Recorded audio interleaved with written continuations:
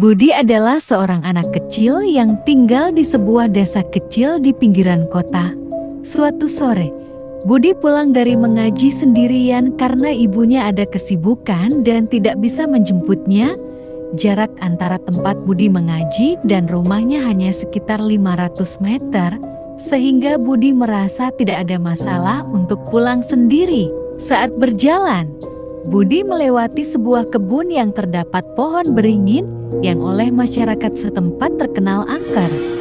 Tiba-tiba, Budi bertemu dengan seorang kakek-kakek bungkuk berbaju hitam yang berdiri kelelahan.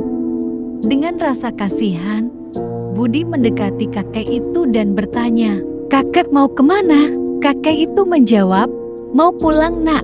Budi memutuskan untuk mengantar kakek tersebut karena waktu masih jam 4:30 sore. "Rumah kakek di mana?" "Saya anterin ke sana," kata Budi. Kakek itu menjawab, "Terima kasih ya nak, di situ rumah kakek." Sambil menunjuk pohon beringin itu, Budi merasa heran karena tidak pernah melihat rumah di dalam pohon tersebut. Setelah dekat dengan pohon, kakek berkata kepada Budi, "Ayo ikut masuk nak sebentar saja. Kebetulan di dalam diadakan pesta. Di dalam ada banyak makanan apa saja loh." Kebetulan perut Budi sedang lapar karena dari pagi Budi belum makan, sehingga ia memutuskan untuk ikut masuk dengan kakek itu. Setelah masuk ke dalam pohon, suasana sangat jauh berbeda dengan apa yang dibayangkan Budi. Suasana sangat gelap, hanya diterangi sebuah cahaya api kecil. Dan di dalamnya ada banyak orang dengan bentuk dan wajah yang sangat menyeramkan dan banyak hidangan dalam bentuk tulang dan darah. Budi merasa ketakutan dan memutuskan untuk pulang. Namun ia tidak bisa keluar dari tempat itu. Sementara itu, ibu Budi menunggu kedatangan Budi di rumah dalam keadaan risau karena sudah maghrib. Budi belum juga sampai di rumah. Setelah sholat maghrib, ibu dan bapak Budi memutuskan untuk mencari di sekitaran desa dan bertanya kepada warga, teman mengaji, dan guru ngaji Budi.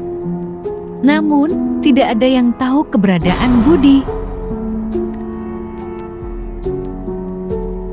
Pencarian terus dilakukan hingga hari ketiga, ketika ada warga yang kebetulan melintas di dekat pohon beringin itu. Ia menemukan gantungan tas yang berbentuk harimau milik Budi di jalan dekat kebun pohon beringin itu. Orang tua Budi menangis histeris dan meminta warga untuk mencarikan dukun untuk membantu pencarian Budi. Didatangkanlah Ki Parno, seorang dukun yang terkenal sangat ampuh di desa itu. Ki Parno meminta keluarga Budi untuk mempersembahkan sesajen dengan ayam cemani supaya Budi bisa cepat kembali. Namun setelah prosesi itu, Budi belum juga ditemukan. Hari keempat dan kelima berlalu, dan Pak Burhan, salah satu tokoh masyarakat desa, mendatangi orang tua Budi memberikan saran kepadanya. "Ikhlaskan saja, kita sudah melakukan banyak usaha dan Budi belum juga ditemukan. Ikhlaskan dan kembalikan semua kepada Allah. Besok adalah hari ketujuh Budi menghilang. Alangkah baiknya kita mengadakan tahlilan untuk mendoakan si Budi." Saran tersebut disetujui orang tua Budi. Namun, pada hari ketujuh, Pak Arman, seorang warga desa, pulang dari mencari rumput dan melewati pohon beringin itu. Ia kaget ketika melihat anak kecil yang tertidur lemas di bawah pohon itu. Ternyata, itu adalah Budi yang sudah hilang selama 7 hari. Budi masih dalam keadaan hidup meskipun lemas. Dengan gugup Pak Burhan teriak-teriak memanggil warga dan terdengar sampai ke orang tua Budi. Semua bergegas ke tempat itu. Orang tua Budi langsung memeluk erat si Budi yang masih dalam keadaan lemas. Dimintalah Budi untuk minum air putih perlahan.